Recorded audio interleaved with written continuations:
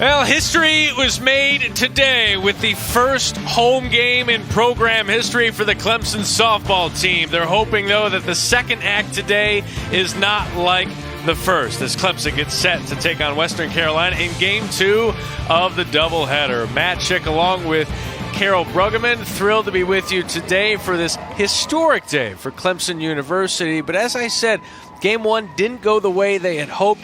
They lose to the Catamounts 2-0. They're going to have to come up with some clutch hits a little more often in Game 2. And that was the big challenge for Clemson. A lot of base runners on, left those base runners on. No clutch hits, no timely hitting. We're going to see a different hitting lineup today, try to create a few more runs. John Rittman said, look, this team, it's pressed. It pressed a little bit in that opening weekend of softball for Clemson. Maybe we saw a little bit of that today. 0 for 7 with runners in scoring position. Savannah Rice was very good in the circle. So was Valerie Cagle for Clemson. Yeah, it was really a pitcher's duel early on. Rice working the inside part of the zone. A lot of strikeouts. Cagle, completely different pitcher, down in the zone. Still both very effective until the 5th inning. Then it was Addie Pate, who grew up 15 minutes from Clemson University, now with Western Carolina, drives in the first run in the history of this ballpark. And then Bailey Honeycutt had a home run as well in the 7th to provide the insurance. Yeah, it was a no-doubter right off the bat, and too many runs insurmountable for Clemson. 2-0 win for the Catamounts. Again, he had 3 extra base hits for Clemson as well. Just nothing to show for it. 0 for 7 with runners in scoring position. 8 runners left on base. So, yeah, a lot of tinkering in the lineup today. Again, it's the 7th game of the season for Clemson. Started the year 2-3 down in Orlando in the Black and Gold Invitational, and then started 0-1 today in their home efforts. Logan Kamel, they go from a freshman in the circle to another freshman in the circle. Yeah, and you're going to see a lot of that today for Clemson. A very different pitcher, though, Kamel than Cagle. You're going to see an east-west curveball, screwball pitcher. Really stretches the sides of the plate, throws in the low 60s, and most importantly, she keeps hitters off balance with that off-speed pitch. Logan Kamel, the freshman right-hander out of Buford, Georgia. Buford High School was technically the first recruit for the Clemson softball program. And now she's going to try and get the program's first home win for Clemson here. And first up for Western Carolina is Kylie Shea. Designated player. Went 0 for 3 in the first game of the doubleheader.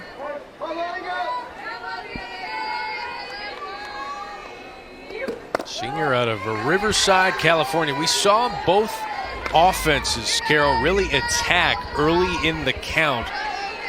And we saw the pitchers really work not terribly methodically, but very quickly through the innings as well. Do you anticipate anything different here in Game 2? I couldn't believe how quick that first game was, and a lot of it did have to do with the pitchers being in command. That's what you want from your pitching staff, is to get ahead, work from ahead, stretch the zone, pound the zone. And a lot of balls were put in play, but the defense played well behind. So, even though we're going to see 2 different pitchers, the game plan is the same. Get ahead, stay ahead. The 1-1 from Kamel. And there for a strike, 1-2.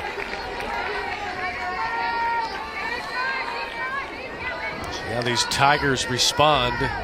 A pretty well-played game, that first game. Just, as we said, don't want to keep repeating ourselves, but it is worth repeating that 0 for 7 with runners in scoring position. Western Carolina had great defense as well, turning a couple double plays to end innings. Well, it was the story of the game, really, outside of some quality pitching performances. That was the difference in the game. Western Carolina, timely hitting. Clemson, no timely hitting. 3-2 now to Kylie Shea, senior out of Riverside, California.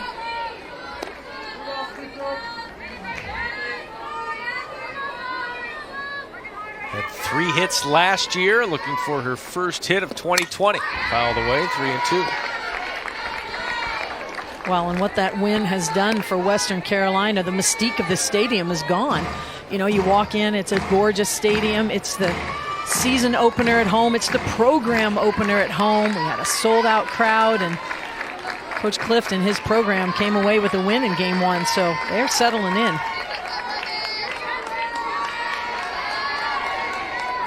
Camel, the 3-2.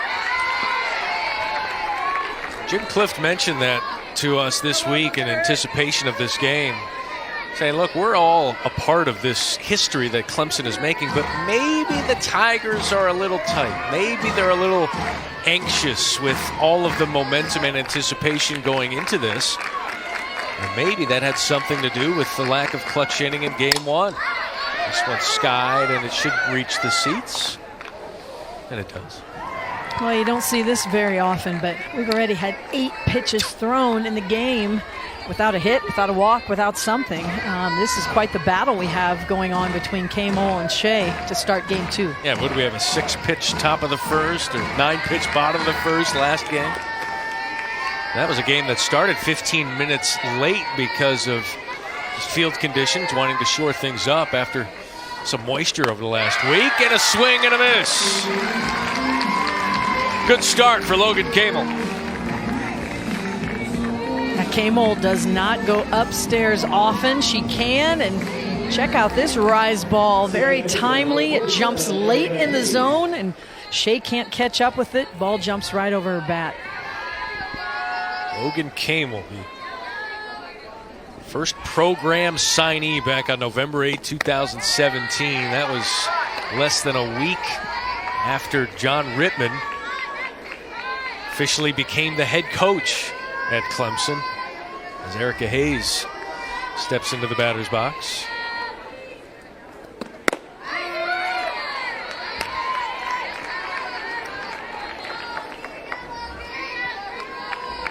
Camel saying that technically Stan Radakovich, the athletic director at Clemson, actually offered the scholarship. Camel had committed to Clemson quietly and then announced publicly once John Rittman was announced as the head coach. Yeah, big Clemson family she comes from, and once they announced the program was starting here, originally had actually committed to Tennessee and then was able to come to Clemson with the support of the Tennessee coaches.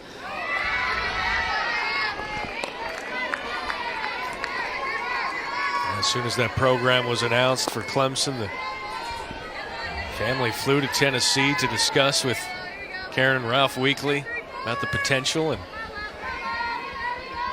things change when there are new opportunities out there, as we find out with college athletes, whether they're in high school or college.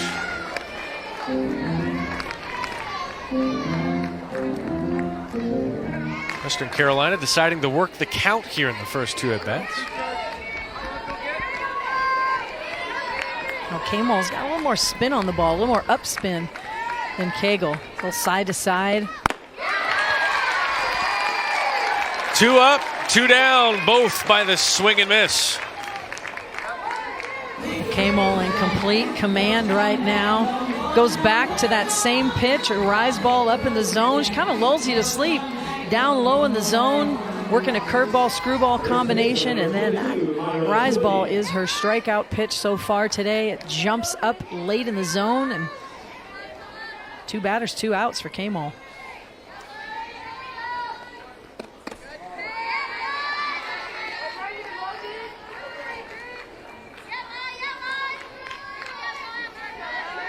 K-Mole's challenge, as you see her facing Myra Twitty, her challenge has been to stay ahead of batters, and she has done that so far in the first two hitters. Had a little trouble with that last weekend in Orlando.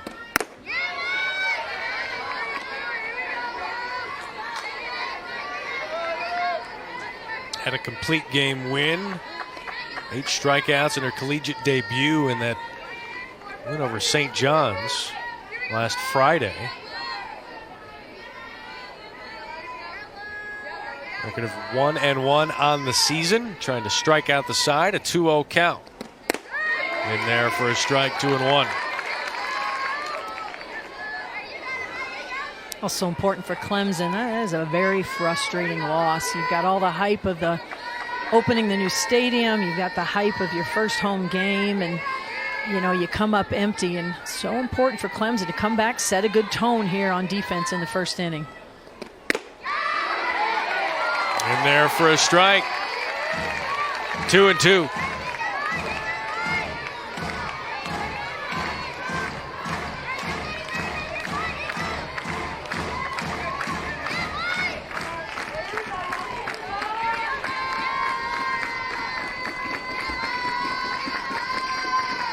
The 2-2. Off-speed pitch. Pereira up with it. And a 1-2-3 inning for Logan Kamal. No score, bottom of the first. Clemson, their first ABs of game number 2.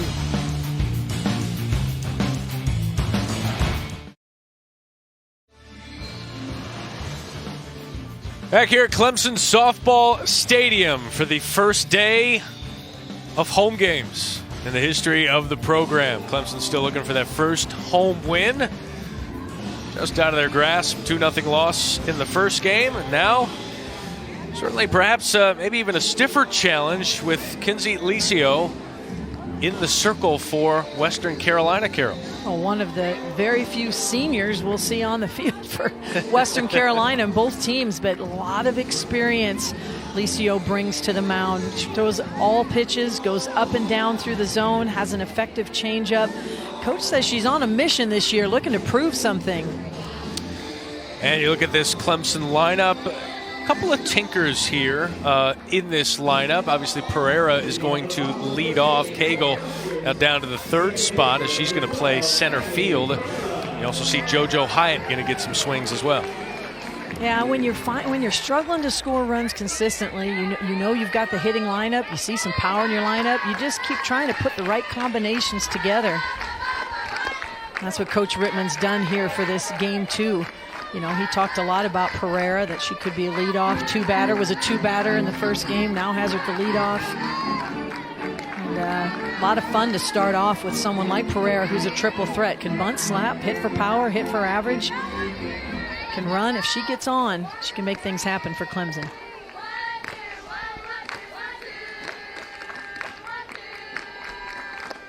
Cami Pereira takes a strike, 0-2.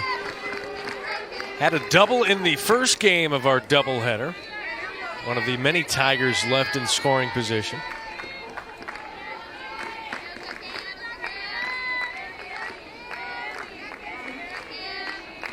Oh, 2 from Licio. 1-2. Cami Pereira, the Furman transfer. First team all SoCon last year. Western Carolina team is familiar with at least a couple of these players for Clemson, having competed in the same league. Ask Coach Clift, how do you scout a program and young ladies and how to attack them at the plate or what you might see in the circle when you haven't seen them at all? Well, we streamed some of the games at the UCF tournament, and we've seen some of the players that played for Furman last year. That one off the pitcher, Licio, and safely into first is Pereira. Right back up the box. Tough play for Licio. And Pereira's on with nobody out. There's so many ways that Pereira can get on base. This time she goes to a short game, goes into the slap, does go straight up the middle, but it's too hot to handle, and that's all it takes for Pereira. One bobble, one little deflection, she's going to be safe with her speed. That brings up Grace Matamore, the left fielder. Runner goes, Pereira slides in there. No, he's out.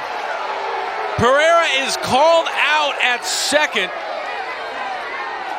And there are at least 1,000 people here who disagree. Coach Rittman having a conversation, just trying to see if he needs a little extra help. Ball gets down there quickly, and you can see Pereira slides right into the foot. That is Honeycutt. A great call. At first, it slides into the foot of Honeycutt, does not make it to the base. She is tagged from behind, does not make the base. It's an outstanding call. If Pereira goes around the foot of Honeycutt, she's in safely, but she ran into her foot. It stopped her, held her up, and had a big out for Western Carolina.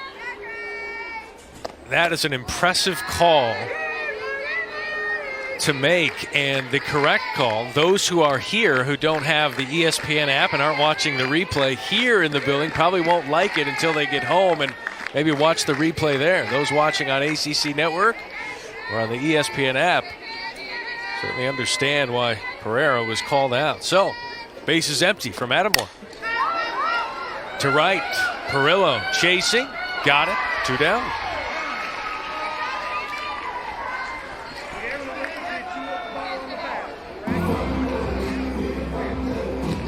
And credit to Coach Rittman. They come into this game 5 for 5, perfect in stolen bases on the season. They're having trouble scoring runs. Why not? Why not try to put a runner in motion? And unfortunately for Clemson, she was called out, but you understand that mindset. Okay, we're not hitting runners in. Let's try and see if we can move up a base.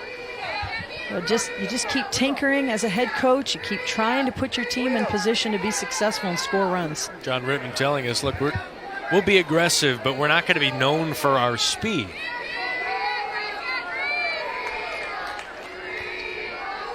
And what did they call there, Carol, while we were chatting? Interesting. It appeared to be some sort of call made, but Mattamore will head to first. Perhaps an illegal pitch there on that fly ball to right. Again, there is a rule this year. Why don't you explain, and I'm not sure exactly if that was the call there. We're trying to get some clarification. It very well could have been an illegal pitch. Not entirely sure at this point, but there are new rules for pitchers this year involving the pitcher's plate, where you need to be, and you're allowed to have, though, your back foot off of the pitching rubber. Yeah, and some pitchers still, as you can see, Lucio, very comfortable with both feet touching the plate, but you don't have to. Your back foot can start behind. Cagle drills that one to deep left center field and gone.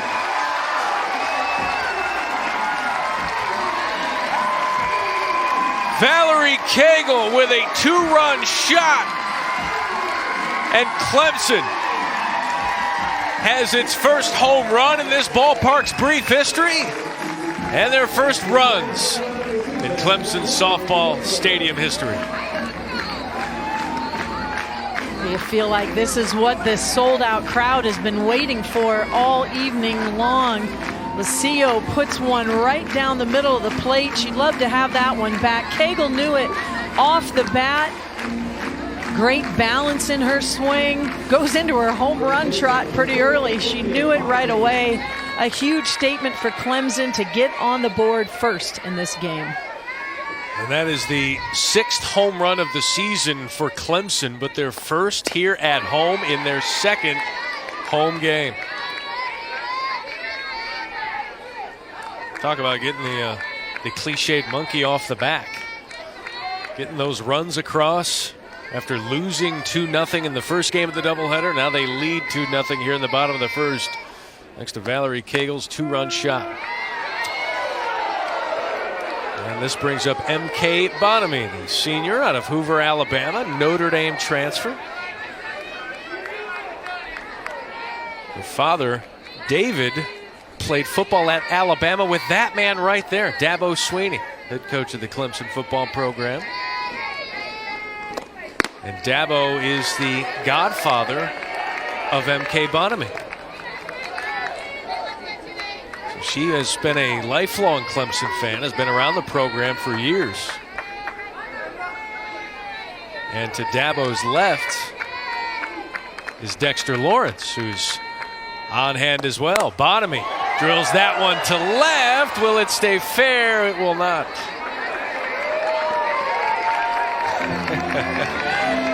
Dabo with a smile amidst the snacking as he watches his goddaughter at the plate. I just love that he's having peanuts at the ballpark. That's right. Where are the Cracker Jacks? At the football game when he's coaching.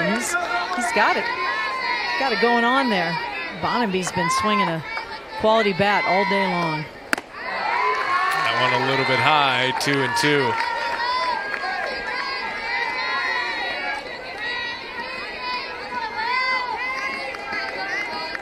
MK Bonamy, again, from Alabama, but he said, I don't think I own an Alabama top anymore. I'm Clemson through and through. The 2-2, that one through the right side and through.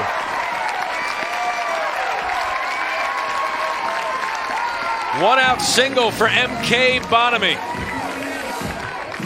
And I think what's so impressive about Bonamy, she's been pulling the ball all day. This is a curveball in the outside corner, and she takes it the other way, showing you she has power to all sides of the field. And Dabo, that's it, MK. Godfather of MK rooting her on. Dexter Lawrence on hand as well. The New York Giants defensive lineman, first-round pick in the 2019 NFL Draft. He is here, sporting the Yankees cap. New York state of mind, playing for the Giants. Coming back to Clemson, where he helped this program win a national championship. And a lot of these players, they realize the standard that Dabo and the football program has set for the university. And so when they start this program, they have that in mind. There are standards of excellence here now. Dabo's wife, 2 seats to his right there as well. Certainly something to aspire to here on campus.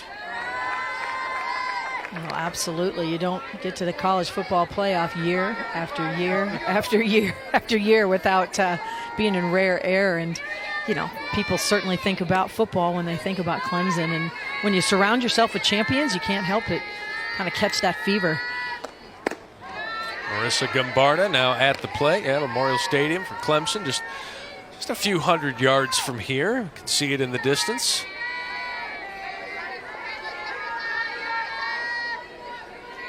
Another playoff appearance for the football program. The 2-0 just misses, 3-0. Now, very different start for Lucio in this game. 4 batters faced. Having a tough time. This is the 5th batter, of course. Having a tough time getting outs. A lot of hits. A walk. Of course, the illegal pitch helped that walk. You know, went from being a solo shot by Cagle to being a 2-run home run. So it was a very timely mistake. And just really impressed with Clemson's mentality. It was a very difficult game to lose in that first game, and not only lose, to be shut out after the way they had some runners on base, and to come back and have a quick inning on defense and then get some runs on the board here in the bottom of the first is just a big mental statement by this team. MK Bonamy on first, Gumbarda at the plate. Hacking away, 3-2. John Rittman understood the magnitude of the moment today. Opening up a new ballpark, Clemson Softball Stadium. New program, sellout crowd. First game on national television and the first game in the softball game in the history of ACC Network. That one is just foul down the left field line off the bat of Marissa Gumbarda. He said, I want you to embrace the moment. Play with passion, have fun, but embrace the moment. That is certainly easier said than done. Look how close this was down the line. I mean, Gumbarda just showing you her power. Great call by the umpires, but boy, Clemson would love to have that. You know, it's a game of inches. It's true with a lot of sports, but boy, that ball's on the line. Clemson has another shot to get a run on the board. Looking for her first hit of the day and likely won't get it here. Skies this one. First baseman Ira Twitty calling off the pitcher Lucio. And there's out number 2.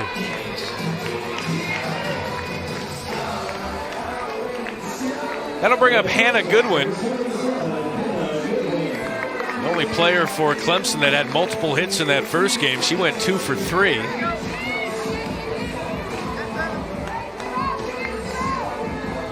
See what she can do here with 1 on and 2 out.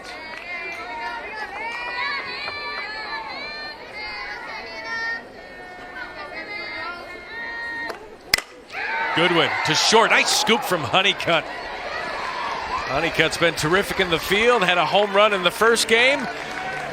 But it was Valerie Cagle with the home run in this game. Oh, Valerie Cagle makes a huge statement. Going deep for her team. Gets them on the board early in this game. It's Clemson up 2.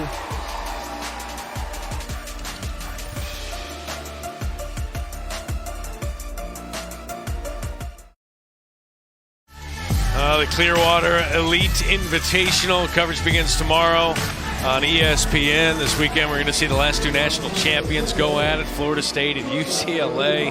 Just a great start to the college softball season. And I got Dabo in the house, so I've got football on the mind. But you got my 2 favorite sports right there. Right. College softball, college football. You're talking my language right there. They are colliding. The great start to this game for Clemson. Got Logan Kamel, who had 2 strikeouts in the first inning, and then the starter in the circle from game 1, Valerie Cagle, with a 2-run shot to give some early run support. Here's Bailey Honeycutt. She homered in that first game.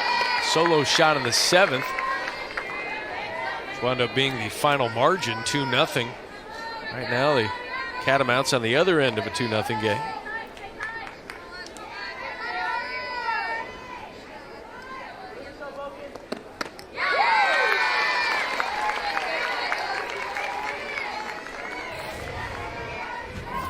Honeycutt went deep in game 1. Here's the video to prove it. Such a good athlete. We've seen her make some plays on defense, but she swings a big bat, fired up her team.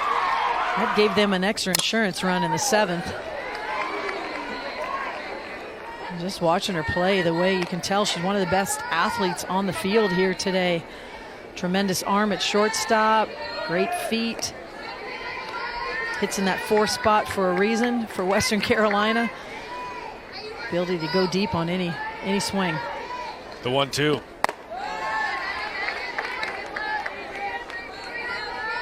Southern Conference all-freshman team last year, hit .254. Started 47 games a season ago. Got 2 starts under her belt today. Swing and a miss. 3 strikeouts through an inning and a third for Logan Kamel. Well, the ball just gets on you so quick. Nice smooth motion, no wasted motion, and look at that wrist snap. She's got a really lively wrist that allows her to put a lot of velocity on the ball, a lot of spin on the ball. 3 strikeouts out of 4 batters so far. How do you compare what she throws to what Valerie Cagle threw in game 1? I think Cagle throws with a little more speed. She has less spin on the ball. She really locates the ball down in the zone, really works that down part of the zone. You see a lot of ground balls. With Kamel, she works up and in and out a little bit more. You know, her changeup is not as effective. You can see she's working on that. She leaves it short, slows it down, goes on the ground. She's smiling about it. She knows it. Needs to work on that a little more, but just totally different pitchers in terms of up, side to side, and then Cagle being down. Did not hold up. That's a strike, 1 and 2. She's got a lot of late break on the ball too, Kamel. Looks like it's coming at you right down the pipe and then it jumps late. Good lively movement.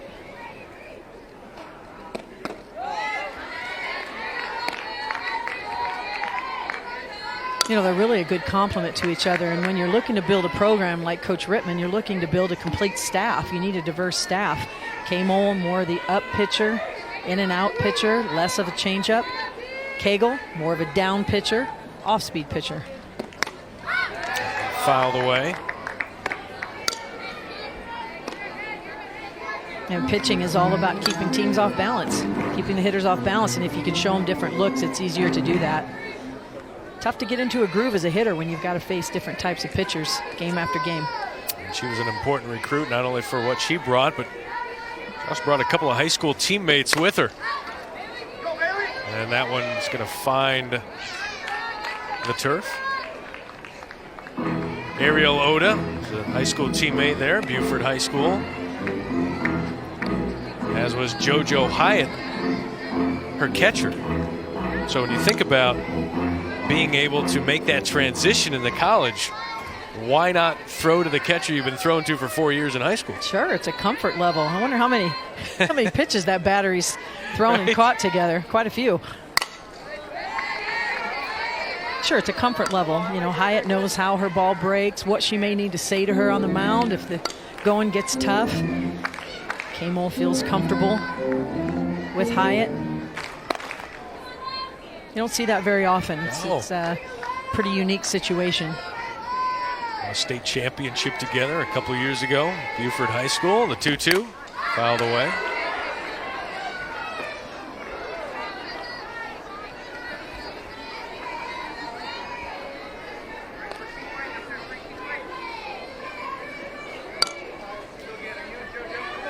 Logan Kamol looking for her 4th strikeout in the first 5 batters she's faced.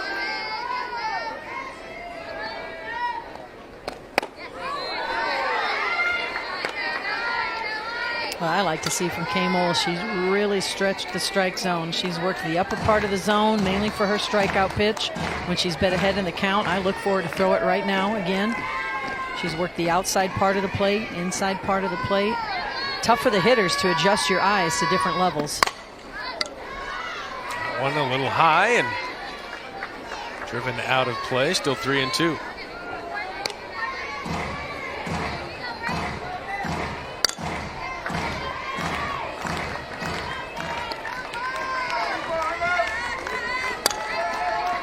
Ashlyn Long at the plate, a senior out of Willow Spring, North Carolina. All-conference second teamer last year. On the outside, no. Outside, but not on the corner. Rittman's going to take some notes here. Well, this time she goes to her curveball, trying to catch the outside part of the plate. The ball's going to spin away from Long. And it's just outside into the other batter's box. Tough pitch to take for Long, showing you her discipline at the plate. And now to the plate comes Addie Pate, a junior out of Seneca, South Carolina. At the first RBI in this ballpark. Runner goes, and a great throw there by JoJo Hyatt to get the runner. Erasing the walk from Kamol, and Kamol gives a salute to Hyatt. Boy, Hyatt, look how quickly she gets rid of the ball in her transfer and her footwork. And how about this throw on the first base side of second base, making it very easy for Goodwin to apply the tag. No wasted motion in that throw. Puts it right on the money. Very difficult to steal. And Goodwin, remember, she hasn't played a lot of shortstop. She had to move to shortstop with the injury to what they thought would be their everyday starter at shortstop. And boy, Hyatt puts the ball there. Makes it a lot easier for that freshman shortstop, Goodwin. Remember, Honeycutt, her shortstop counterpart, had a nice block of the base runner the last inning as well. And there saw Ashlyn Long unable to get her hand anywhere near the base. That one inside for a ball.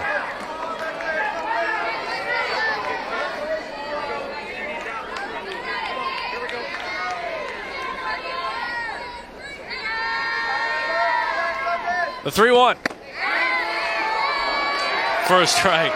Got some delayed strike calls that leave the fans guessing for a couple of seconds. Kamol hasn't missed by much. When she has missed, she's been really, right around the strike zone. Even her misses are unlikely. They're just right off the corner.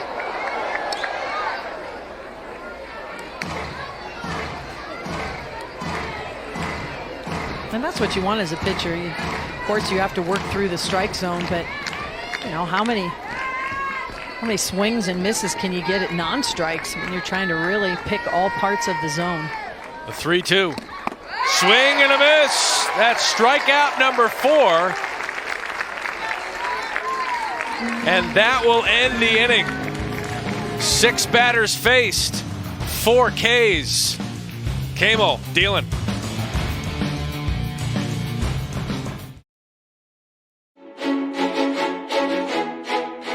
Pinch yourself now. This is real.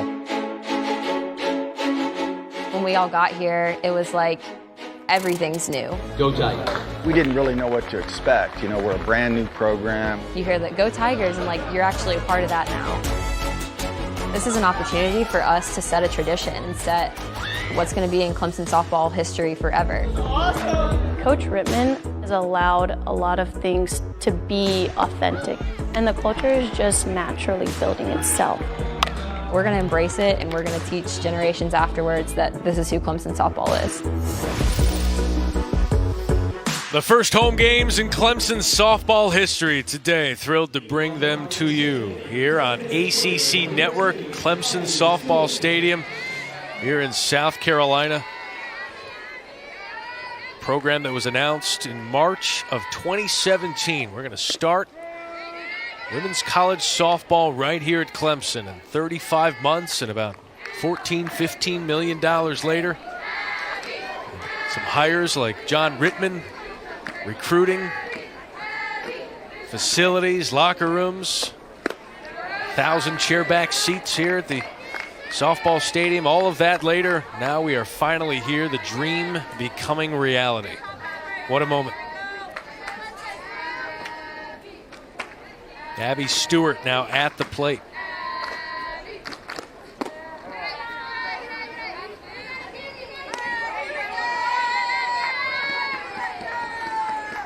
Freshman Abby Stewart. Again, think about what these players come into. It's like, hey, everything is new. Everything is new. New locker room, new stadium. It's like you're given a paintbrush with a blank canvas, and you know, Coach Rittman, certainly the architect. Kyle Jamison, Courtney Briault, put together a great staff. Recruited a couple classes, have a couple transfers, and here they are competing in the ACC. A 5-pitch walk for Abby Stewart. Again, it's been about 3 years in the making since they announced that they were going to have this program. They approved the stadium in October of 2017. John Rittman was named the head coach about a year later. And then he had recruits that he signed, came to school, and then had to redshirt. You redshirt without even the chance to play because obviously no stadium, no program. We're not starting till 2020. But here they are. And talking to the players and hearing them discuss, especially the transfers, like Bailey Taylor saying, look, we got to set our own culture. We need to have our own traditions, and it's going to start now. What do we do after a home run? What do we do after a strikeout? As Stewart pops to the catcher. Bailey Taylor and Stewart back to first.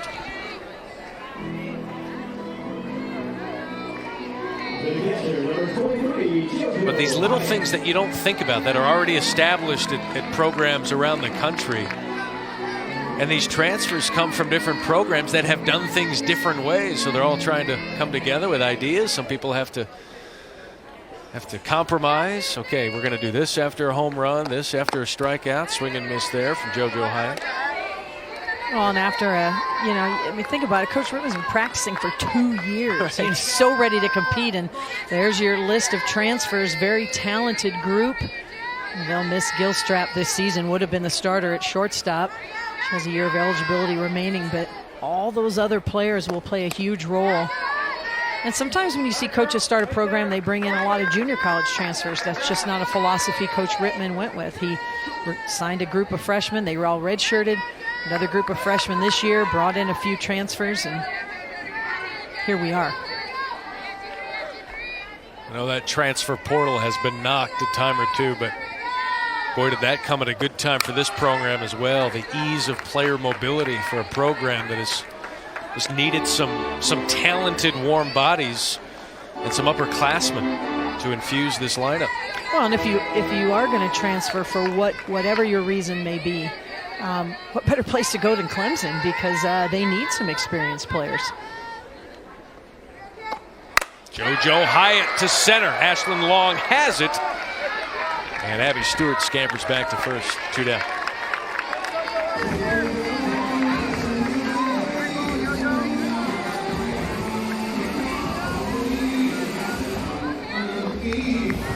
Clemson doing a lot of what we saw in game 1, hitting the ball hard, right at people. And, still some quality at bats, really attacking. That's really all you can control as a hitter is your process.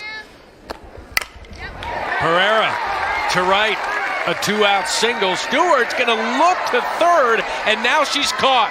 The throw down, and she's out. Abby Stewart didn't show any signs of stopping at second until it was too late. A base running blunder here in the second inning. Still 2-0 Tigers.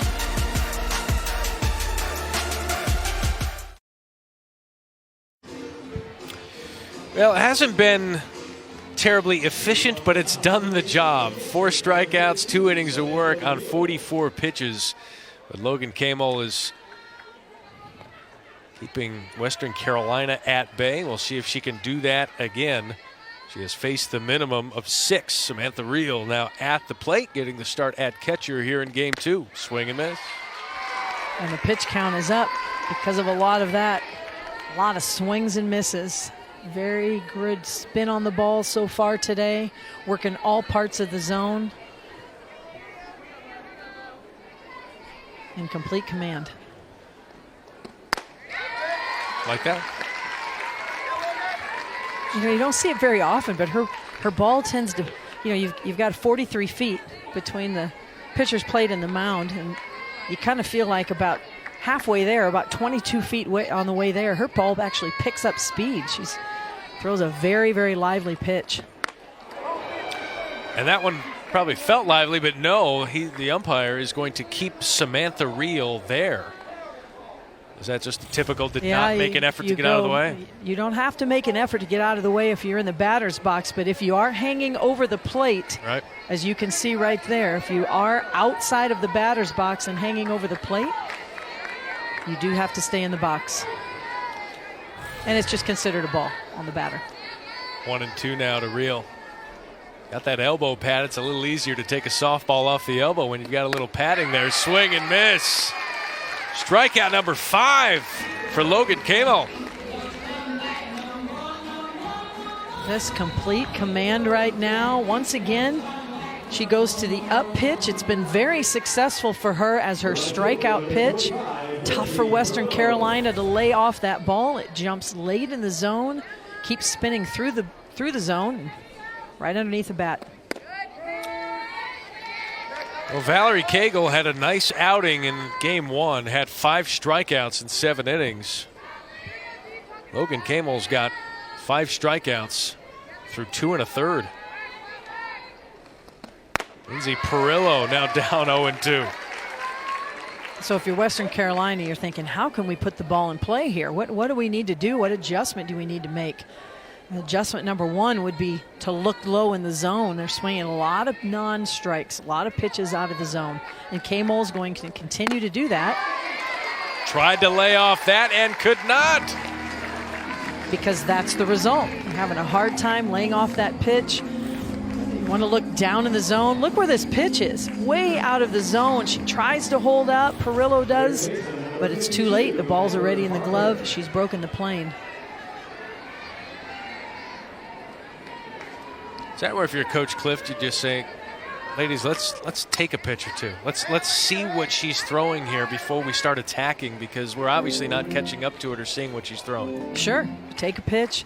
I'd like to see their bunters or their young ladies who can bunt for hit, that sort of thing. Put the ball in the dirt and make the defense make plays. The defense has handled the ball one time. We've had a ground ball to the second baseman and then a caught stealing. That's it. Other than that, it's been a battery show. And she's going to stay there as well. So, you know, right now Western Carolina is not really challenging this Clemson defense. Home plate umpire talking to Coach Clift, and he made a very instantaneous call, just like he did with Samantha Reel about, look, you're hit by a pitch, but if you're hanging over the plate, you got to make an effort to get out of the way. Let's watch. Yeah, the batter has the right to the batter's box. That like actually hit the knob of the bat, so it's a foul ball.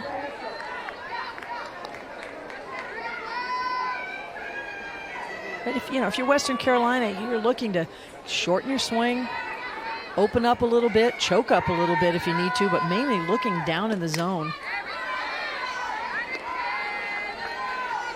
Force the defense to work, force the defense to make plays. Find some gaps.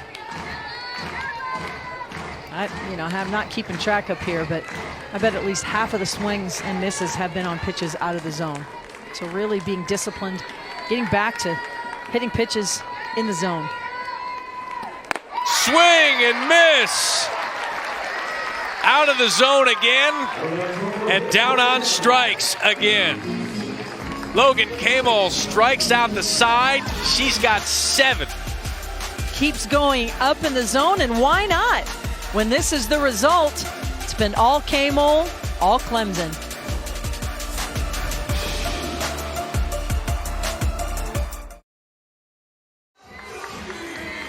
Matt Schick, Carol Bruggeman here, the home of the Clemson Tigers softball team.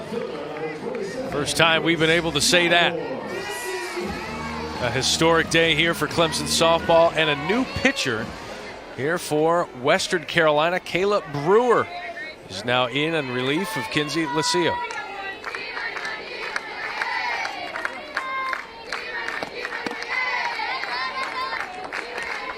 Really looking for a change of pace here, bringing in Brewer. Lucio just having a hard time getting out. It's hit pretty hard. Always nice to bring in a pitcher when you want to, which means at the beginning of the inning. Grace Matamore on the line. That's foul. It's tougher for a pitcher to come in, a relief pitcher in the middle of an inning. You got a runner at third, runner at second, less than 2 outs. This situation, you get to start fresh. This is a total change of pace for Western Carolina. You're not going to see a lot of speed from Brewer. It's a real change of pace, trying to keep these Clemson hitters off balance. Started 4 times in the circle last year. That's off speed in there for a strike. 1 and 2. Caleb Brewer out of Liberty, North Carolina. Wesleyan Christian Academy. Had a 4.7 earned run average last year. Can swing the bat as well. Now trying to keep Grace Matamore from swinging the bat. That's 2 and 2.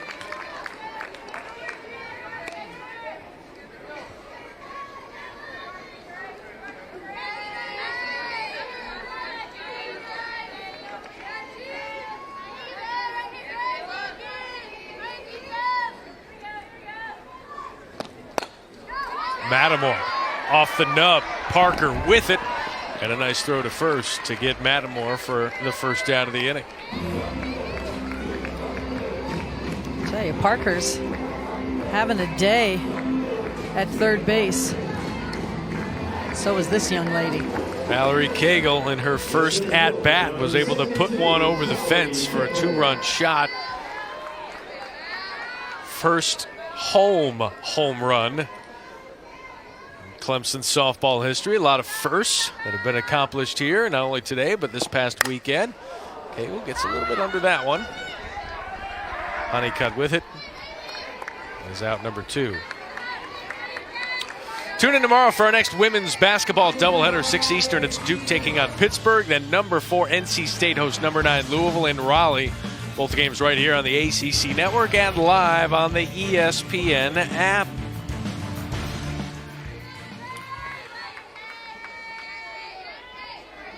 So Kayla Brewer navigating through her first 2 Clemson hitters. Gets Matamore to ground out, Cagle to pop out.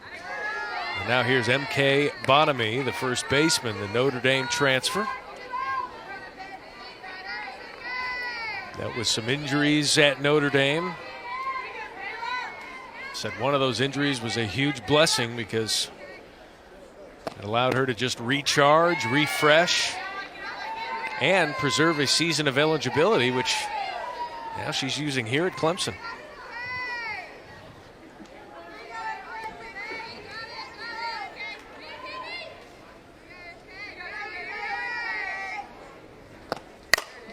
Bonamy to right. Treadway going back, and it is off the wall. Bonamy rounds first, heading to second, and she will stay there for a 2-out stand-up double.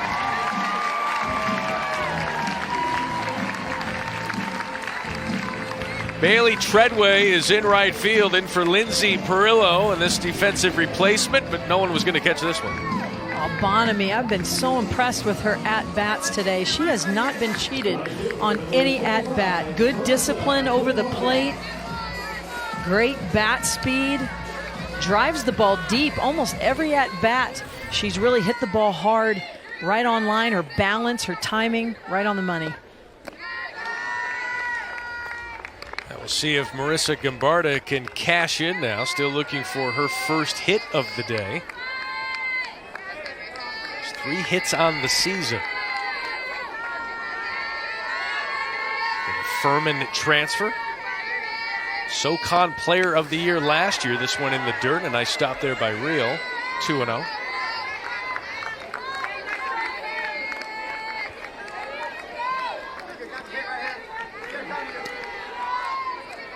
Last year hit 16 home runs for Furman.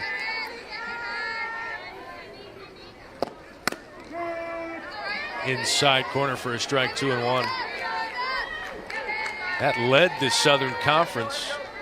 Also hit .348 as a sophomore, now here in her junior year.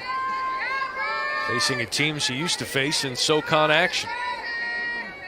The 2-1. Gambarda's come up a lot today with runners in scoring position. That's exactly what Coach Rittman would like throughout the season. Gambarda has tremendous power, just has come up short today. And that hit her.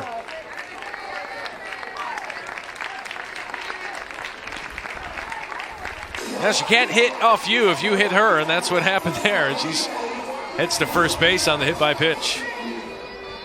Now, this time, you're going to see the ball in the batter's box. And Gambarda has a right to the batter's box. You do not have to make an attempt to get out of the way.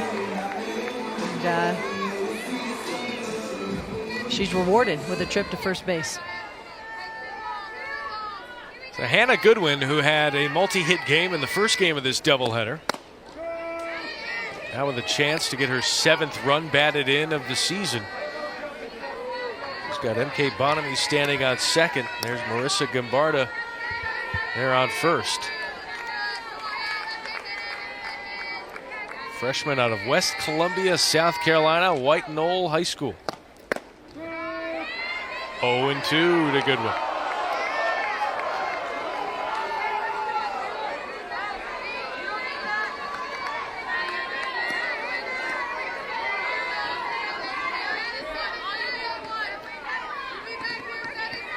Had 3 hits last weekend in the UCF tournament, looking for her 3rd hit of the day.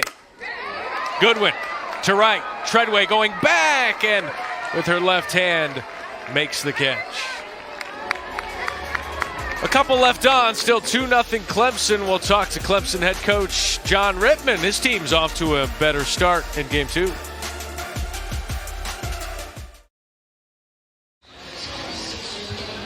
Back here at Clemson Softball Stadium, the home team with a 2-0 lead here over Western Carolina. And joined by head coach John Rittman of the Clemson Tigers. Better start here in game 1 than game 2 than game 1, I should say. John, what was the message in between games, and what's been the difference? Well, I think the message was just keep playing the way we're playing. The first game, we hit a lot of balls hard right at people, and that's fast pitch softball. We didn't get the timely hit when we needed it, and they did, and they beat us. So, we had to turn the page, look at game 2, come out swinging the bat, and really didn't change our approach at all. Just, made sure we stayed confident and positive at the plate, and good things are going to happen. And Cagle got us on the board with the big ball, and we've continued to hit the ball hard. So pretty pleased as a coach. Oh, you've got another freshman in the circle, and Logan Kamol, who seems to be in the zone right now. What's making her so effective this evening? Well, first of all, she's throwing with a lot of velocity tonight, and she's making the ball break, and the ball's moving through the zone, and they're swinging at a lot of pitches that are really tough pitches to hit, and she's getting ahead of hitters. So, from a pitching standpoint, she's got a good rhythm going on. Let's hope she keeps it going for a few more innings here. 7 strikeouts through 3 innings. I think that's a program record, John.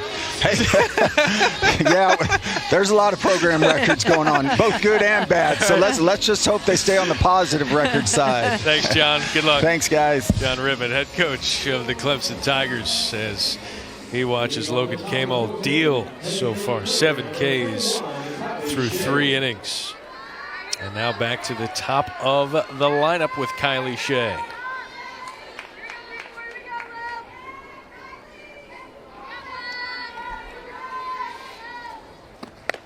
I love Coach Rittman's response when you asked him, what'd you say in between games? And spoken like a true veteran coach. I mean, he's coached at Stanford for years. He coached the U.S. national team. He just calm, stay confident, not getting too high, too low with each game. JoJo Hyatt with the mask on. Hits the batter out, 1 away. Kylie Shea with the pop out. K-Mole continues to make it what I call easy on the defense. Again, a strikeout's probably the easiest out. You're just playing catch with your catcher. The second one's a fly ball because only one person has to make the play, as Hyatt did there. Ground ball, at least 2 people have to do something. So she has made it very easy on her defense.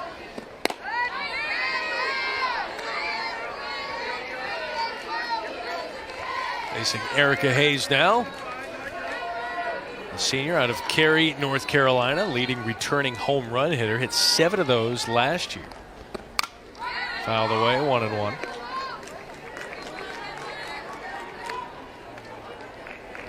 Was in Southern Conference All-Tournament selection last year. Hit .545 in 3 games in that tournament. So finished the season on a very positive note. Had a hit in game 1, looking for a hit here in game 2. It's 2-1. All it took for Western Carolina was, back-to-back hits, and they were on the board in game 1, very timely. And then, of course, the home run by Honeycutt for the exclamation point. But this is the team that just hung in there and hung in there and hung in there and found a way to win game 1. By no means is a 2-run lead anymore in college softball. Something that you can relax and hang your hat up.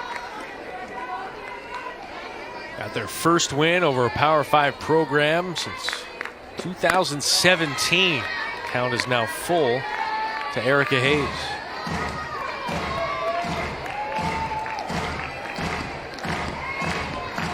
Camel's pitched to some full counts here today, but has gotten out of it typically with a K. The 3-2 does it again. Well, Friday night we'll have a top 10 ACC wrestling matchup between number 7 Virginia Tech, number 3 NC State at Reynolds Coliseum in Raleigh. Hokies are 11-1. Wolfpack come in undefeated at 13-0. Coverage begins 7 Eastern right here on the ACC Network and the ESPN app. Shirt sleeve or no sleeve weather here. Highs were in the low 50s today. Those temps are falling as the sun has now set here at Clemson, South Carolina. That was the Clemson baseball team. We are just in the shadows of Doug Kingsmore Stadium. I think we're like a foul ball away. We are. It's very, very close. Good foul ball might get him.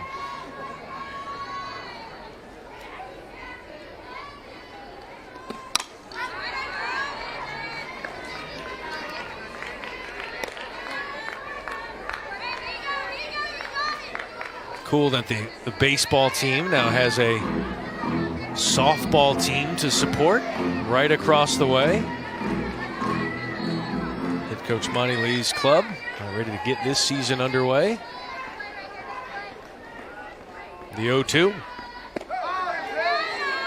We're just so impressed with all the facilities on campus. They're right next to each other. I mean, you can't beat it if you're a fan. you're on campus or you're coming to campus, and it's so easy to follow all the sports, and all the facilities are just so impressive. Clemson indoor facility is right beyond left field. Swing and miss.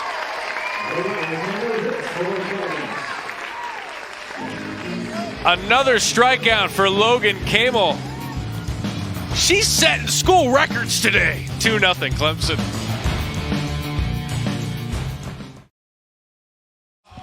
Matt Schick, Carol Bruggeman here at Clemson Softball Stadium as Clemson has the lead over Western Carolina 2-0. Western Carolina had the win in Game 1, 2-0, and now Coach Jim Cliff's team is now trailing 2-0 here. Well, Coach Cliff, congratulations on the Game 1 win. Hitters are struggling right now against Kamel. What do your hitters need to do to get some base runners this game? Well, they're definitely letting her pitch to her strength. So we've got to somehow lay off that rice while she's got that working really well. We got to attack early. Once we get a little bit late in that count, she goes with that, and they're just not laying off of it. Jim Cliff, head coach of Western Carolina. Before we let you go, we're going to show some pictures here. You are a 26-year veteran of the San Diego Police Department.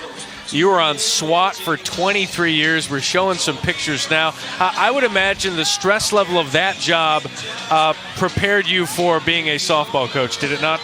I'm not sure about that because I was the player then and had a little more control.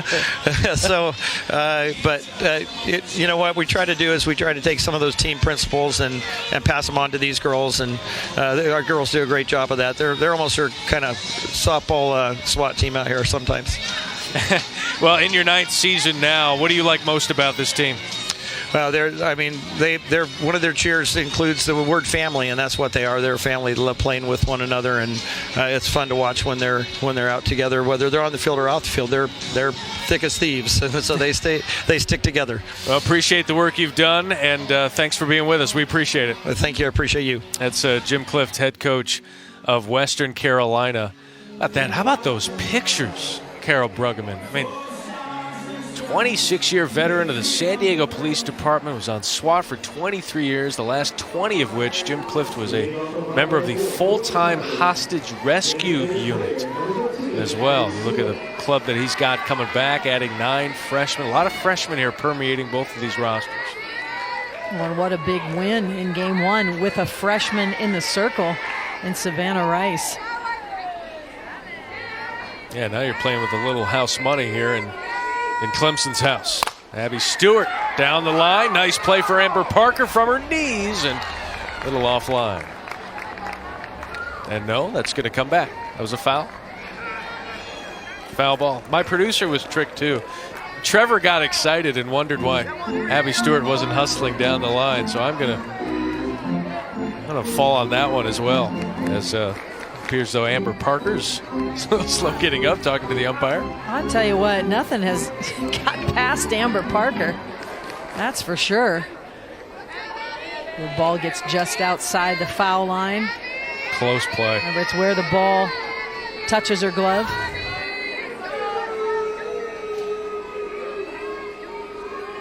First game of the season for us in the broadcast booth. We're going to learn, and I will learn, to just look at umpires more often.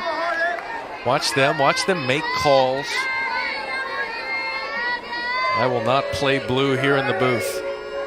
The 1-1 to Abby Stewart, leading off here in the 4th. 2-0 lead for the Tigers. That one to left center field. Long going back. It is off the wall. Stewart will go into second, standing up, leading off the 4th with a double.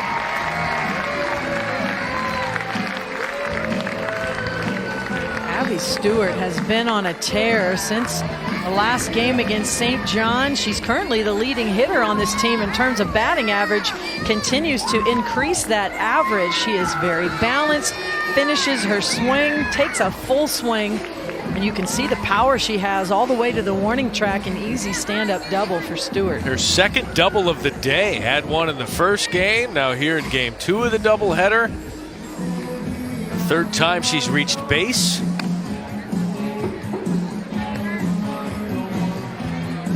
And now we are going to have a pitching change for Western Carolina. We'll tell you about the change coming up. The Tigers with a 2-0 lead here in the fourth.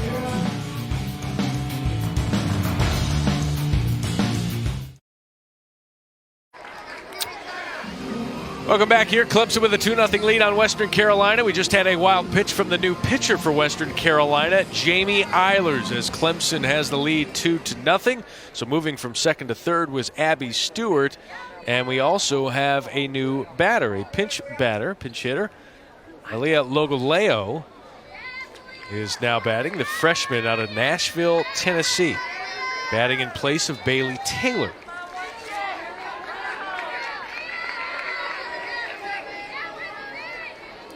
Chance to add that third run of the game.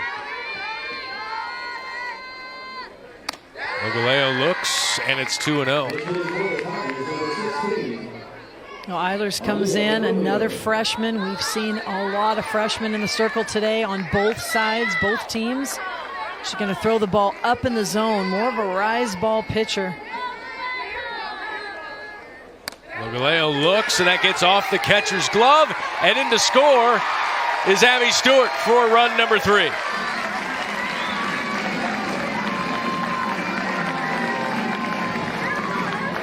Now that makes a pinch hitter's job a little easier.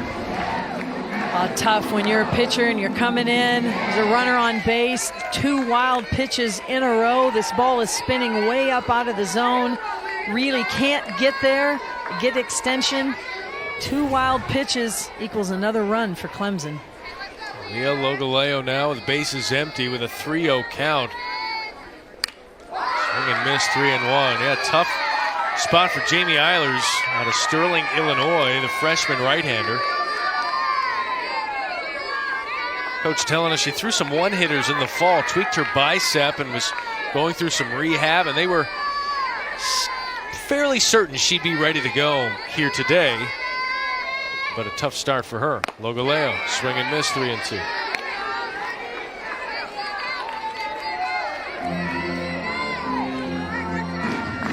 Logoleo, a multi-sport athlete in high school out of Hillsborough High School in Tennessee. Softball, volleyball, basketball. Team captain for all 3. And she walks. That's a good at-bat for Logoleo. Came in as a pinch hitter, one of the hardest roles in the game. Been on the bench the entire game. You're trying to stay loose, staying warm. You come in, and then you get a new pitcher, so you have no intel on the pitcher, and she's still able to draw the walk. What's tougher in that spot, a pinch hitter with a runner on third or a new pitcher with a runner on second? That's what we just had here in this inning. 2 wild pitches. Pick your poison. Pinch hitter comes in cold. New pitcher comes in as a freshman. Couple of wild pitches, and now it's 3-0. Oh, and Logoleo was a freshman too. And Logoleo as well, yeah. A freshman all over the place. JoJo Hyde, another freshman.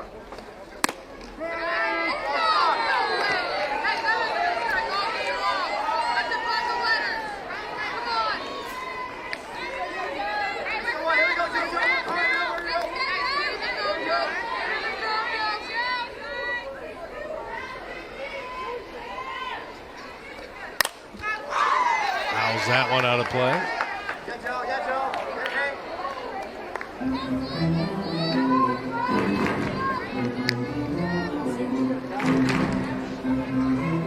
Great crowd here today for a day of history at Clemson Softball Stadium.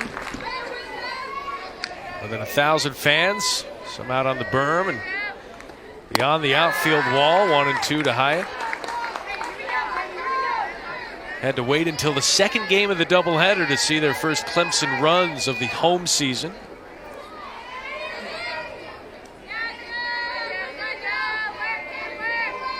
It was a home run off the bat of Cagle. 2-2. A lot of times when you're coming in as a relief pitcher, your adrenaline's up, you're amped up. I don't know what it is about playing at night under the lights, but it's always an amazing experience. Any ball player will tell you that. And sometimes you just overthrow a little bit. Hyatt to right center field. Ashlyn Long is going to get it.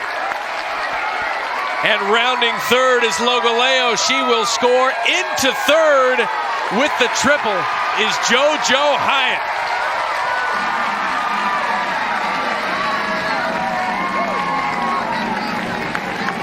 An RBI triple for the freshman. It's 4-0 Clemson. And we just saw the first triple in the history of the program with JoJo Hyatt. Absolutely drives this ball to the opposite field, does a nice job of staying on top of the rise ball to one of the deepest parts of the park, and Logaleo has enough speed to get all the way around from first base. Clemson has another run on the board. And a chance to add another one. Cami Pereira at the plate, now 1-0. A tough start for Jamie Eilers. Came in relief. The runner on second. A couple of wild pitches, scored a run, and then a triple, scoring another run. And the damage is not done. Runner on third. Nobody out for Cami Pereira. Coach Cliff wondered. So look, how much of a freshman will Eilers be when she comes in? How wide will those eyes be when she gets into the circle in front of a sellout crowd at Clemson? Pereira, 2-1.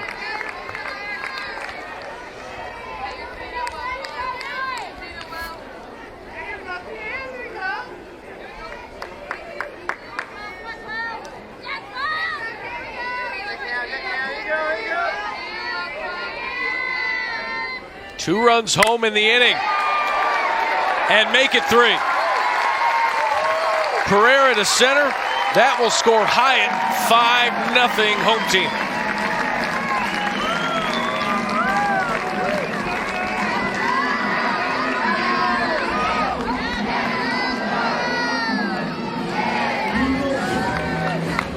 And the home team loves it. They have come out in full force today. Sold out crowd for the doubleheader.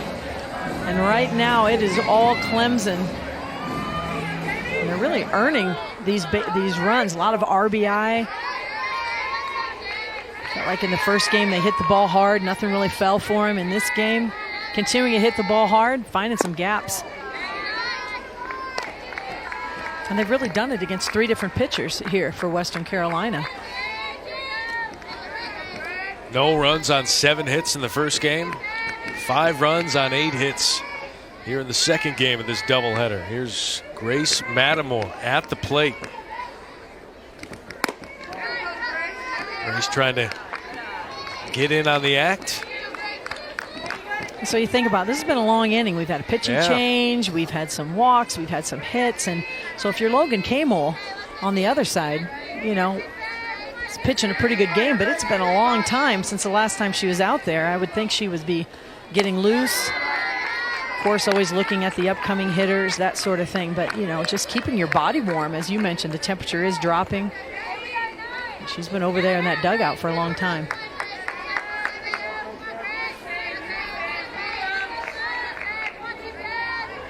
Nobody out, a 3-0 count. The freshman Jamie Eilers in the circle, and the long inning is getting longer.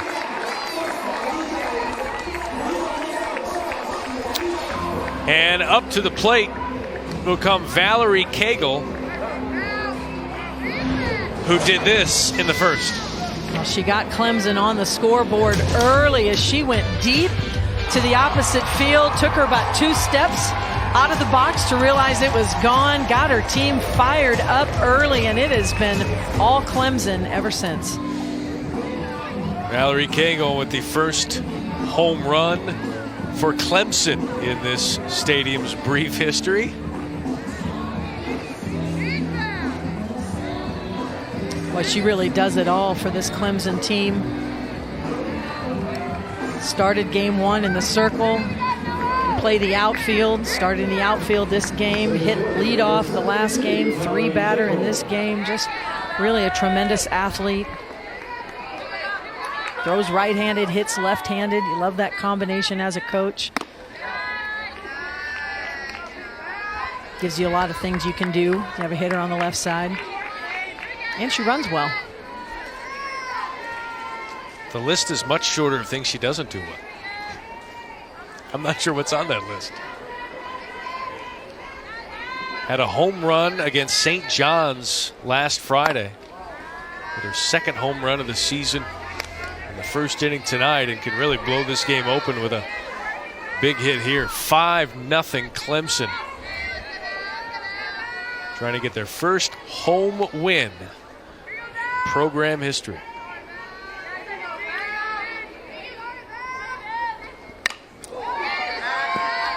And what I like from Clemson, they're showing good discipline off Eilers. Eilers likes to throw the ball up in the zone. Her best pitch is that rise ball. And they're showing good discipline. They're making her bring it down into the zone, and when she has, they've really been attacking. Eilers is yet to retire a batter since she's come in the game. A lot of that has to do with Clemson's discipline at the plate. Cagle fouls that one away.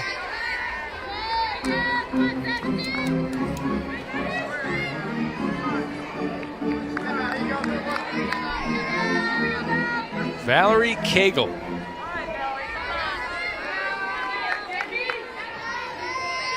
With 2 on and nobody out. Pereira at second.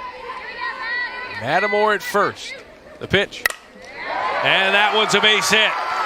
Pereira will score easily from second. We'll see if Matamore gets the wave home. And no, she does not. Rittman with the stop sign. But a double off the bat of Valerie Cagle. A home run and a double here in game 2 of the doubleheader. And it's 6-0 Tigers.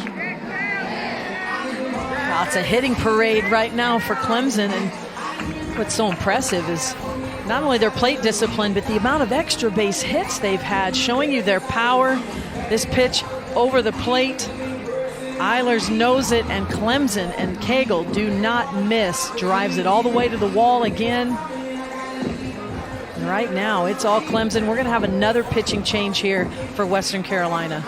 That is their 8th extra base hit of the day, their 5th of this game. As Clemson hitting .563 as a team here in game 2.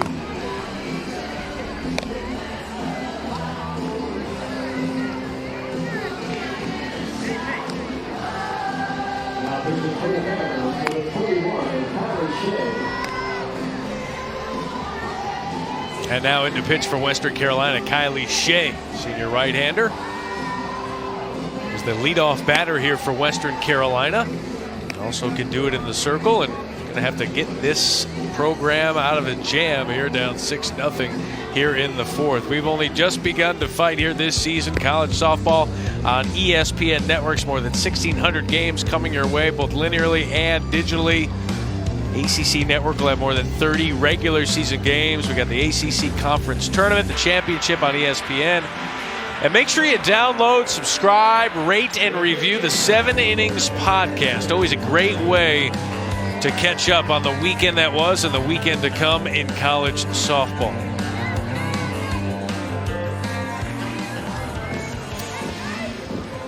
Kylie Shea now in the circle here for Western Carolina.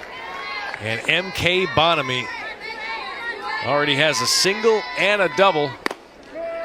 And looks at strike 1. And what's nice about Kylie Shea is she started the game as the DP.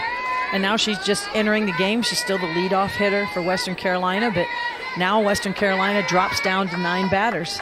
We do not have someone in that 10 spot. That's the versatility Shea can give you.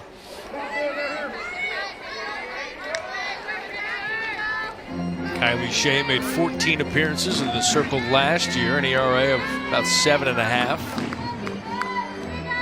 44 hits given up in about 28 innings of work.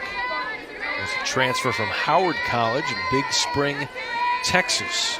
Bonamy, who's the transfer from Notre Dame, who's got a big bat. She's not afraid to use it. 2 on. That one, slow dribbler. Hayes charging. And Matamore is going to try and score, and she will not. Samantha Reel with the tag out, and 1 away. Well, that's what Kylie Shea in the circle is going to do for you. She is a down ball pitcher, keeps the ball down. And what happens on the first at bat here against Bonamy, keeps the ball in the infield. That's what Western Carolina needs to kind of slow this offense down for Clemson, who's been driving the ball deep to the warning track. Some heads-up base running there as N.K. Bonamy does advance to second on the rundown. So the threat is certainly far from over. 1 out and still 2 on in scoring position with Marissa Gambarda at the plate. Gambarda still looking for their first hit of the day. And that one has popped up. And the second baseman, Hayes, makes the grab.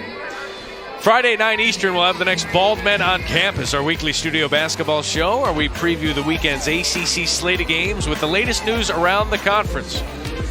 Jay Billis, LaFonso Ellis, Seth Greenberg saving money on haircuts, and they host the program. Check it out on ACC Network. Hannah Goodwin now at the plate with 2 out. And again, the run rule, 8 runs after 5.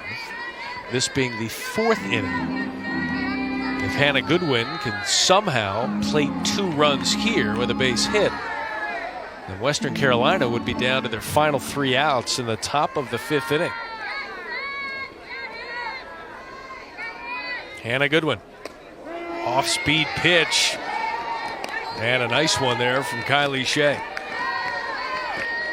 Yeah, that's why Western Carolina made a pitching change as well. Just, you know, this is in danger of a shortened game. If the way Camel's been dealing and pitching on the other side, these 2 runs, keeping them off the board for Western Carolina, key. And in the dirt, 2-1.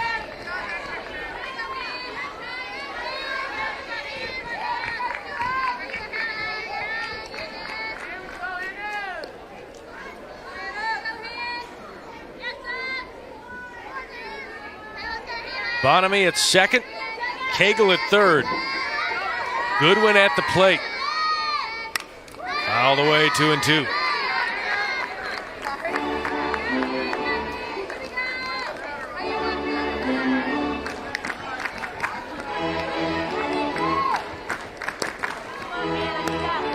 You really can't say enough about Goodwin. Didn't anticipate as you get a beautiful look at this softball field. Goodwin really wasn't slated to play shortstop. Sometimes that can affect your offense, but Goodwin has not showed that at all this season. She's been very solid at the plate. You know, shortstop, you come in as a college freshman. Pitching and catching, of course, are always a challenge, but those middle infield positions, there's so much decision making. The speed of the game can kind of eat you up a little bit sometimes, and especially when you're out of position. But Goodwin has not allowed any of that to affect her offense. Yeah, you're right. There can be a lot of carryover there. It's like in basketball. Bad defense leads to sometimes bad offense or vice versa. But you go, a player like Hannah Goodwin practiced at third base all fall. And like you said, Ansley Gilstrap gets injured. Now she's called into duty. Goodwin up the middle. That ball just died there, but in time, the throw from Honeycutt to end the 4th. 4 runs are scored. JoJo Hyatt got this thing started with an RBI triple. Clemson with a 6-0 lead after 4 come home for Clemson at home.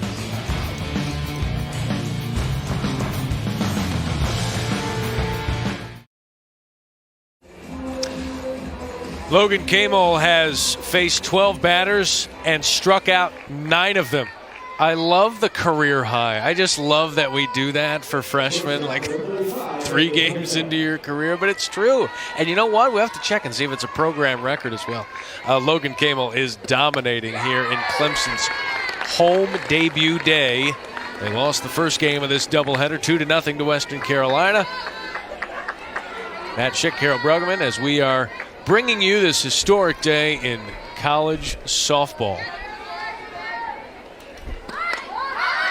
Program was announced in March of 2017, and here we are about 35 months later with the home debut of the Clemson Tigers. And it doesn't matter to me if you're a freshman, sophomore, junior, or senior. 9 strikeouts in 4 innings is extremely impressive. That might be her career high for a while. Exactly, and some pitchers that would be a career high. And she's knocking on the door of double digits very early into this game.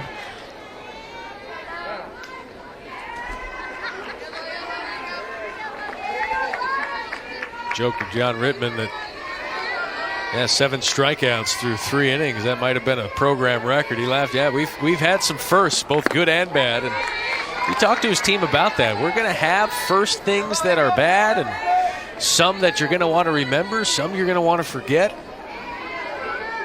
It's a new program trying to navigate the waters of college softball for the first time. Honeycutt takes that one up 2-2.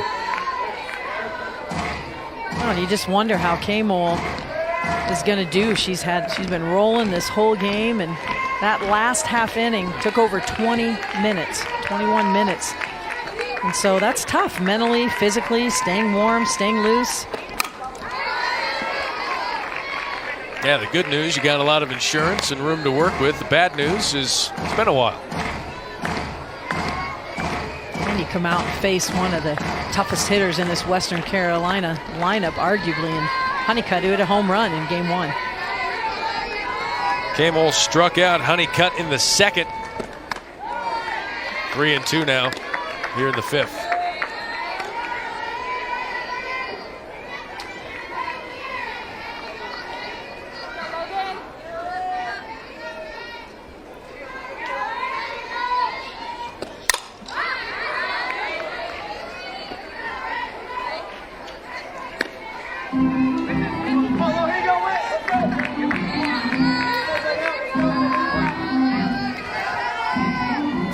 Conversation here. Sure, we're up 6-0. Full count though. Let's get serious. Let's not give any free bases.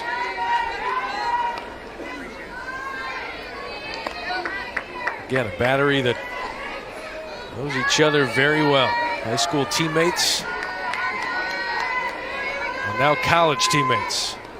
K-Mole and Hyatt, and there's the walk.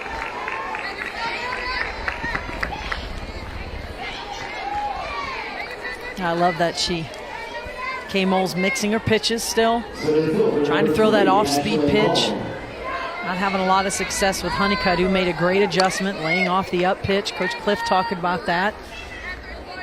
That's what his team needs to do to get back into this game. They've swung at a lot of pitches out of the zone.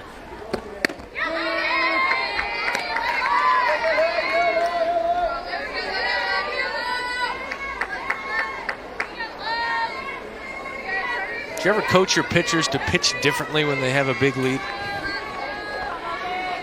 Absolutely not. Probably the only thing you'd want to change in that situation is if you have a pitch you've been working on in practice, you have a pitch that, let's say you're a rise ball pitcher or curveball pitcher, and you really don't have a drop ball, you've been working on it, depending on the matchup and the hitter. It may be a great time to throw it in an at-bat. Try to work on that pitch in a game to see if you can get the same result.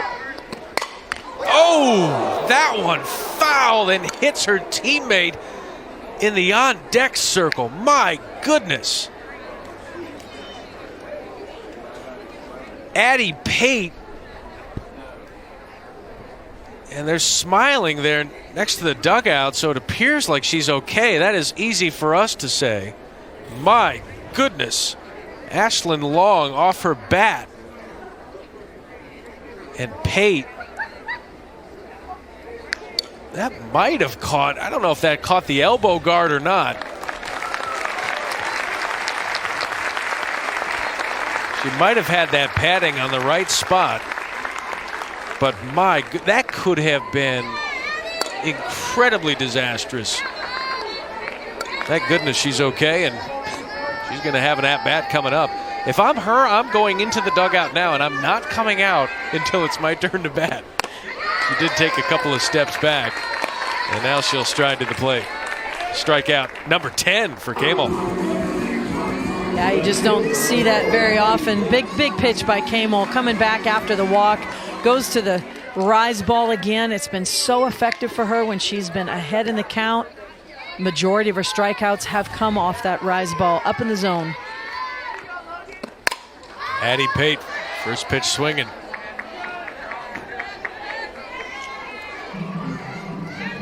I don't know how you go from getting shelled on the on-deck circle to just striding to the plate and going, all right, let's go. Let's go. Man, softball players are tough. I mean, I don't care who you are. But Maybe I'm just not tough. I don't think there's a maybe about it. They always say it's called softball, but there's nothing soft about it. That's right. And it is so true. But, yeah, it was a very odd play there. Oof. Long really made up her mind early, got out way in front of that pitch, and I'm glad she's all right. She'll definitely have a little mark there for a while, for sure, but just another day in the life of a softball player. Right. Not the first time she'll wear one. Maybe not the last time. Maybe the last time she'll wear one in the on-deck circle, the 2-1. Now it's 3-1 to Addie Pate.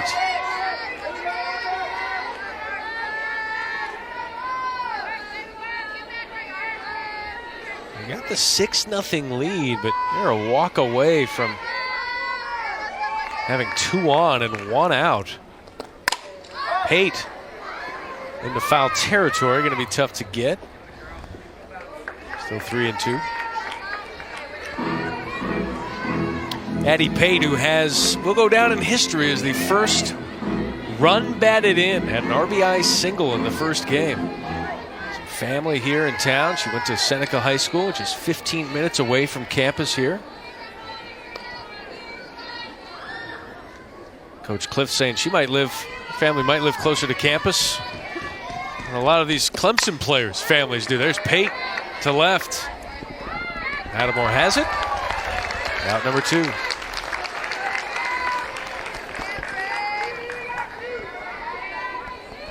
After the leadoff walk, K-Mole settling in this inning, leaving Honeycutt over there at first base.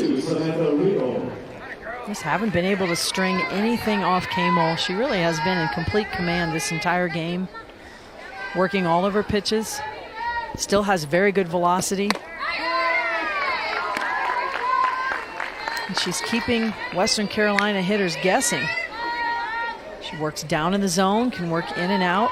Screwball, curveball combination. That rise ball's been very effective when she's been ahead in the count.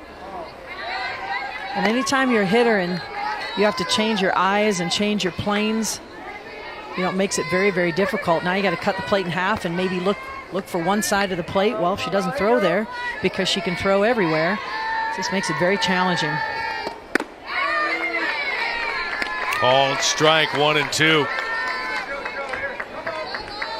It's also in a very good rhythm.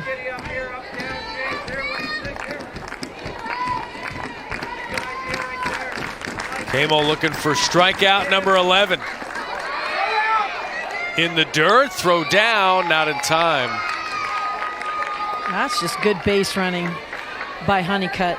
She saw the ball in the dirt. That was not a called steal, but she saw the ball in the dirt. It was an off-speed pitch.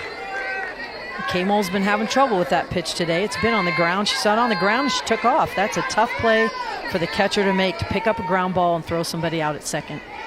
Runner in scoring position here for Western Carolina. First time they've had that here tonight.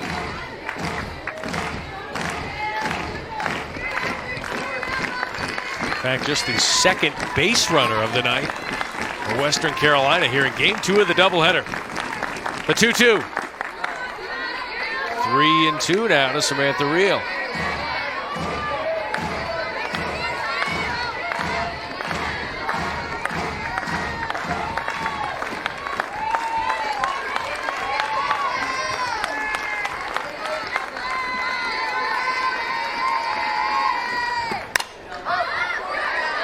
This one should reach the seats.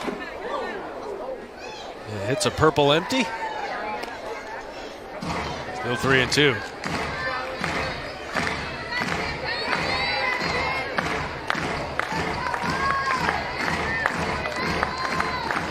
went to the Clemson softball game and got a foul ball, something that was impossible just last year. Here we are in the first year of this Clemson softball program. Logan Kamol is dealing. 11 strikeouts for the freshman. What a performance. Kamol in fire. On top.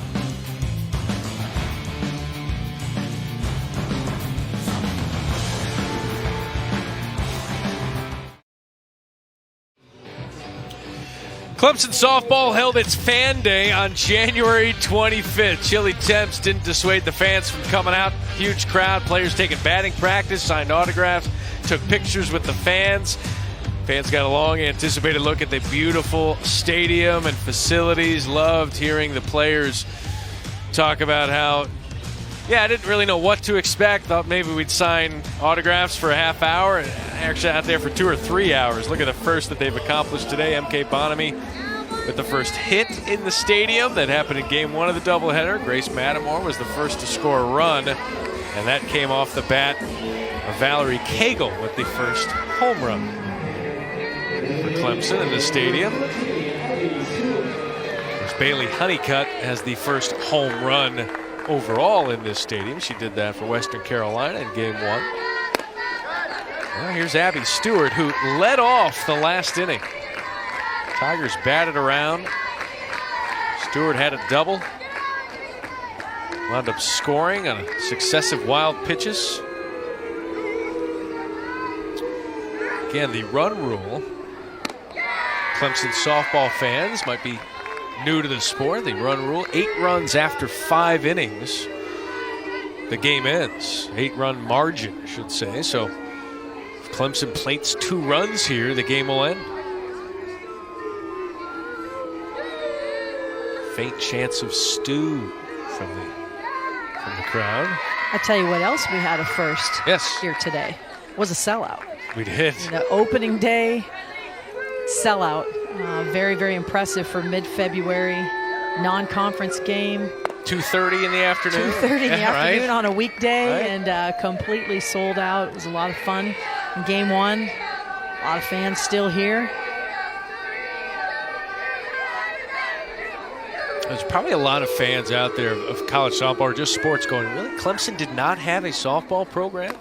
Because this is the type of program, type of university, they'll support anything that you put out there. And frankly, this is no surprise that they sold this out today. Yeah, it's been amazing really across the country in the last even 10 years how much softball's grown, right?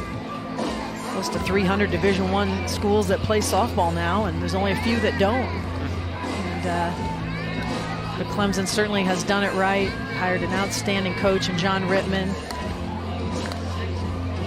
And, this stadium is a testament to their commitment, ability to compete right away in the ACC. Carly Shannon is going to pinch run for Abby Stewart. And here at the plate is Bailey Taylor here for Clemson. And right in the shadows of Clemson's football stadium, Memorial Stadium. Bailey Taylor represents the winning run to end this game with a run rule. Kylie Shea in the circle, trying to prevent that from happening, and this Western Carolina team lived to see another inning.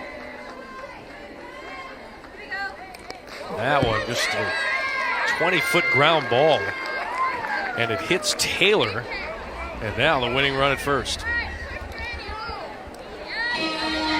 All kinds of pitching challenges this game, completely different from game 1 for Western Carolina.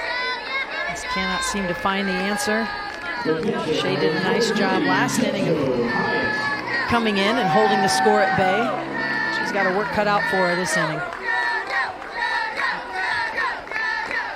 Chance of JoJo could end this game with a swing of the bat. Another wild pitch. That one was not close. And now, with a base hit, JoJo Hyatt can end this game.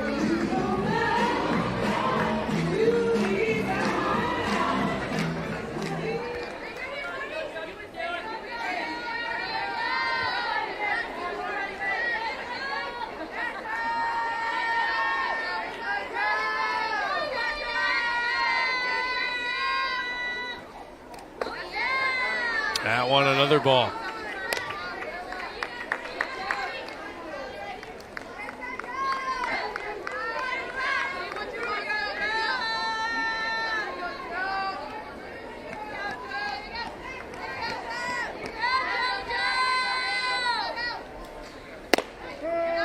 In there for a strike, 2-1 to JoJo Hyatt.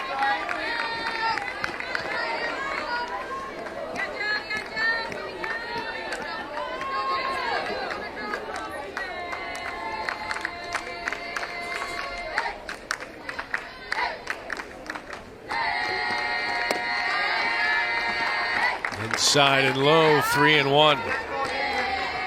Dangerous time for Western Carolina. Shea struggling a little bit on the circle right now, and Clemson's been digging in this whole game. 9 hits so far. Very close to ending this game early. In there for a strike, 3-2 to JoJo Hyatt.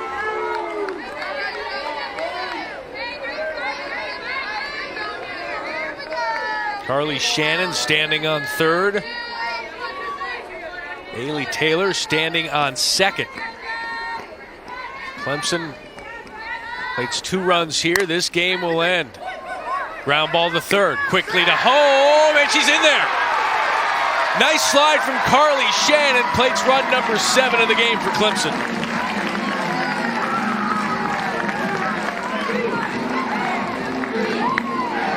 Just an aggressive base running mentality all day long from Clemson. Aggressive swings in the box. This ball is mishit to the third baseman, Pelfrey, who's now in the game at third base. But look where the throw takes the catcher. Really, it takes her away from home plate, and that allows Shannon to go in and get her hand under the tag. A beautiful slide, good recognition for Clemson to score their 7th run. Good camera work there by our crew, and we've seen some good calls made by the umpires here tonight. Just shows you all the little details that are important. If that throw is on line, even toward the third base side of home, Shannon's going to more than likely be called out, but the throw was toward the first base side, and that's just too long for really to make the tag. Good base running by Shannon. Well, now Cami Pereira can end this game. 1 more run, and Clemson is a walk-off winner. If you're ahead by 8 or more runs, after 5 innings have been played, the game is officially a run rule. Nobody out, 2 on for Cami Pereira. Outside, 2-0.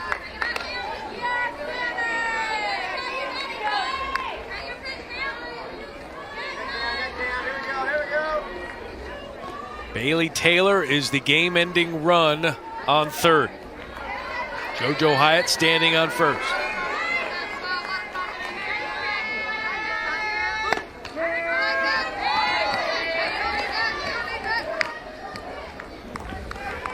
Pereira, they haven't gotten her out in this game so far. She's 3 for 3. The hot hitter is, good move by Coach Rittman to put her at the top of the lineup.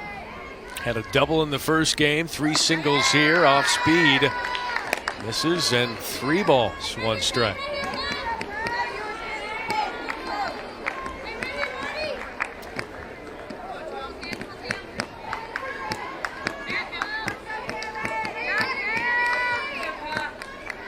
The 3-1. Pereira to deep left field. Will it stay fair? It will not.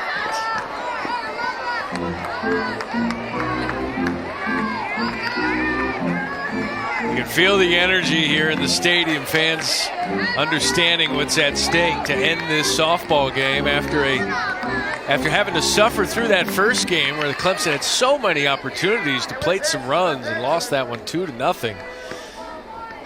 Now the runs have come in bunches. And a chance to end it here for Cami Pereira. Off speed, and the bases are loaded.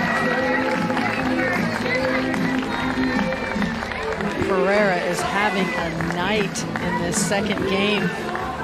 4 plate appearances, 4 times she's been on base. 3 hits.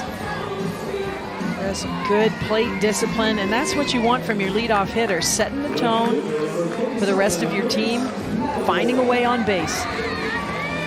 Well, Grace Matamore, she can find her way on base. This game will end. Looks at that one for a strike. Grace Matamore, the transfer from Army West Point.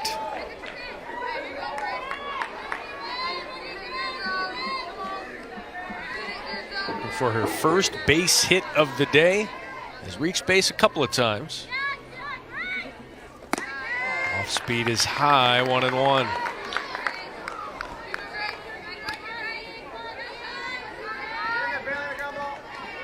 Clemson 1 run away from their first home win in program history. Matamore delivers. Bailey Taylor scores, and that will do it. They only needed one. A couple came in, but they'll only count one of them.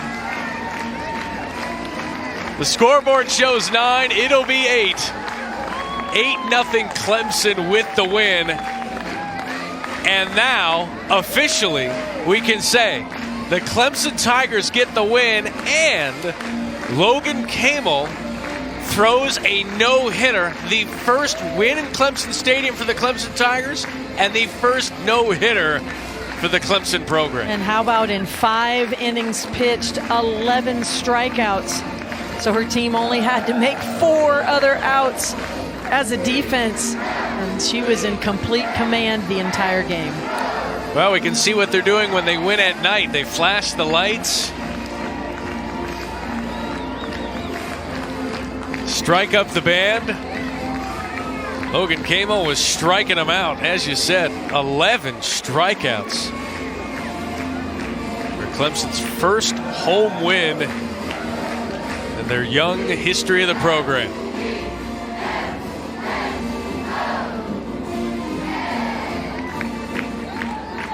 Yeah, you get to create traditions, as you mentioned. The lights are flashing, they're singing the fight song, and why not? It's a run rule victory.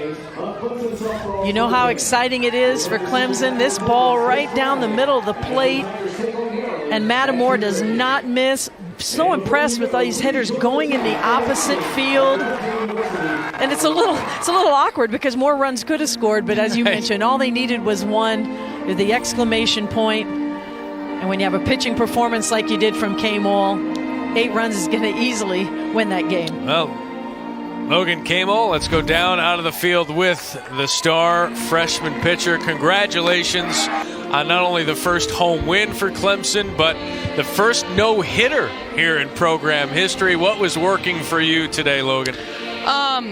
I mean, honestly, I didn't even know I had a no-hitter until the very end of the game, and you can't throw a no-hitter without an amazing catcher and amazing defense behind me. But it's such an honor to be able to be in this position, and especially with this crowd out here, it's just amazing. Logan, does it change your mindset a little bit? The first time you went out in the circle, you had a 2-run lead. Does that relax you a little bit? Change your mindset? 100%. After Valerie hit that home run, she came in and she was like, "I got that spark for you." I said, "Thanks, Val." And sorry. No, and it's so much easier when you go out there with a 2-run lead. Logan Kamel, again, the first no-hitter in Clemson softball. You said you didn't know you had a no-hitter till very late. At what point did you know? Sorry? At what point did you know you had a no-hitter?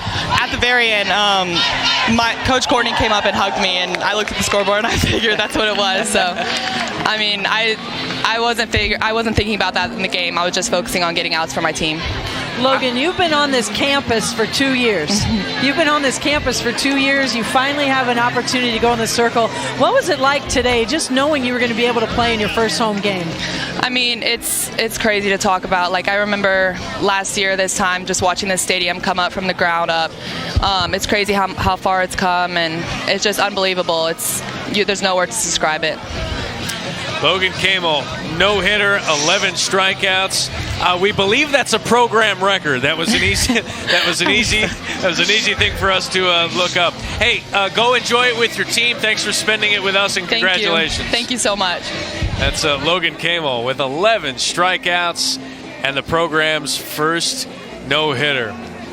First game didn't go as planned. Second game couldn't have gone any better. So impressed with the way Clemson came back in dramatic fashion with the run rule victory, the no-hitter in the circle with Camel. It's been a great day here at Clemson. Sold-out crowd. Thanks to everyone for helping us out. The head coaches for offering and being generous with their time. Sports information directors, our producer, directors, statisticians, stage manager. Once again, our final score, Clemson wins it 8-0 over Western Carolina for their first home win in program history. Up next, ACC Traditions, Clemson. Thanks for watching. So long from South Carolina.